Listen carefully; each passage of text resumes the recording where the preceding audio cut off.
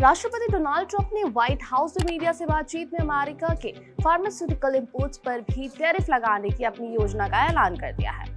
उन्होंने कहा है कि पहले एक छोटा टैरिफ लगाया जाएगा, लेकिन आने वाले 1 से 1.5 साल में ये 150% से बढ़कर 250% तक हो जाएगा। इसका मकसद डोमेस्टिक प्रोडक्शन को बढ़ावा देना है। लेकिन ट्रंप के इस फैसले से भारत पर क्या असर पड़ेगा, इसकी भी बात कर लेते हैं। भारत दुनिया के सबसे बड़े जेनेरिक दवाओं के प्रोड्यूसर एंड एक्सपोर्टर देशों में से एक है। अमेरिका भारत की फार्मा कंपनियों के लिए सबसे बड़ा बाजार है। ऐसे में अगर अमेरिका ने 250% तक टैरिफ लगा दिए तो इससे भारतीय कंपनियों की कमाई और एक्सपोर्ट पर भारी असर पड़ेगा।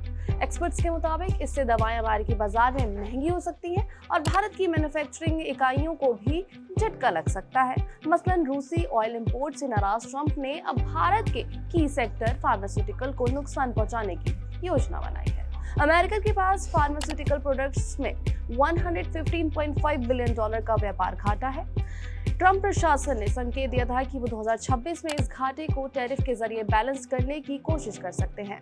हालांकि ट्रंप ने इसी साल इसकी योजना बनाई है। अमेरिका दुनिया का सबसे बड़ा फार्मास्यूटिकल इंपोर्टर और दूसरा सबसे बड़ा एक्सपोर्टर है। इतना ही नहीं, ट्रंप ने ये भी कहा है कि वो अगले हफ्ते से सेमीकंडक्टर और चिप्स पर भी टैरिफ लगाने की योजना बना रहे हैं। ये कदम अमेरिका की तकनीकी आत्मनिर्भरता की दिशा में एक और बड़ा फैसला माना जा रहा है। ट्रंप का ये कदम मेक इन अमेरिका अभियान को धार देने की कोशिश के रूप में देखा जा रहा है। इससे घरेलू नौकरियों को बढ़ावा मिलेगा, लेकिन वैश्विक सप्लाई चेन और खासकर भारत जैसे देशों के लिए ये चिंता का विषय है। आपको बता दें कि अमेरिका अलग अलग देशों से फार्मास्यूटिकल प्रोडक्ट्स इंपोर्ट करता है। 2024 में अमेरिका का मेडिसिनल और फार्मास्यूटिकल प्रोडक्ट्स का इंपोर्ट $234 बिलियन तक रहा था। अमेरिका को टॉप 10 एक्सपोर्टर्स में आयरलैंड सबसे आगे रहा है। इसके बाद स्विट्जरलैंड और जर्मनी की पोजीशन रही है। दूसरे मेजर सप्लायर्स में सिंगापुर, भारत, बेल्जियम, इटली, चीन, ब्रिटेन और जापान शामिल थे। इनमें भारत से आयात $13 बिलियन